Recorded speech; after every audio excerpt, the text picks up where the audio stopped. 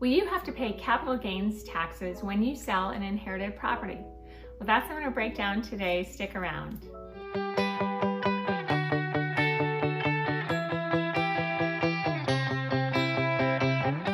Hi, I'm Annie Baker. I'm a realtor here in Silicon Valley. So no, I am not an accountant or CPA, but I do specialize in helping people when they inherit properties and they need to sell them. So I have a basic understanding whether you may have to pay taxes.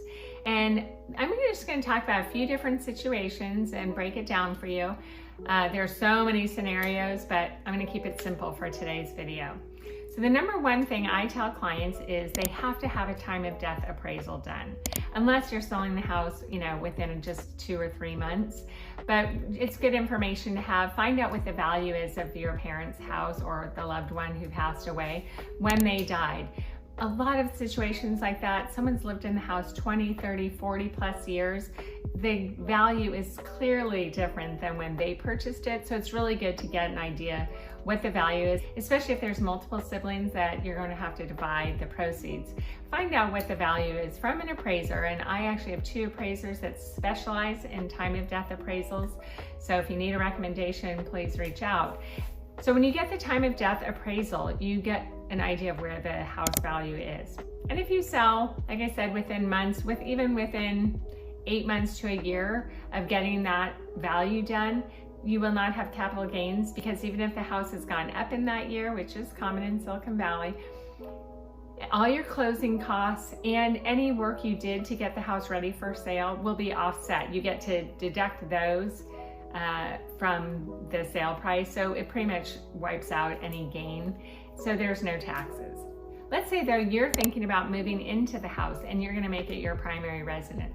That's fine. That's great. Hang on to assets here in Silicon Valley. They typically increase in value. So if you make that your primary residence, you have to do that for at least 2 years to have the IRS essentially say that yes, it's your primary residence. And then when you go to sell, you have, if you're single, you have the $250,000 exclusion. So anything up to $250,000 in equity, you don't have to pay taxes on it. If you're married and you both have been living there and as your primary residence, you have $500,000 exclusion.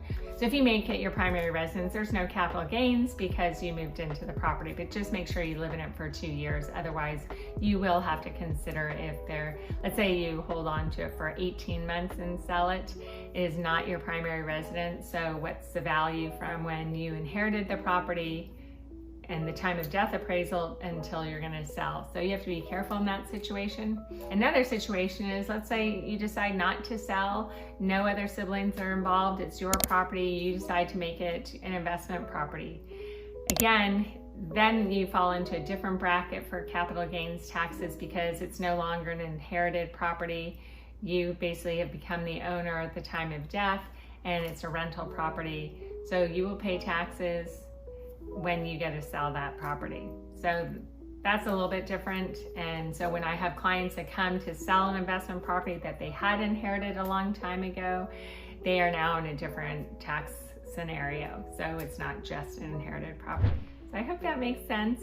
And again, I'm not a tax accountant, but the easiest way to know that you are not going to be paying capital gains taxes is if you sell it within the first year. If that makes sense for you to sell in the first year, most likely you will have no capital gains taxes. So if you have any comments or questions, please feel free to leave them below. And until next time, have a great one.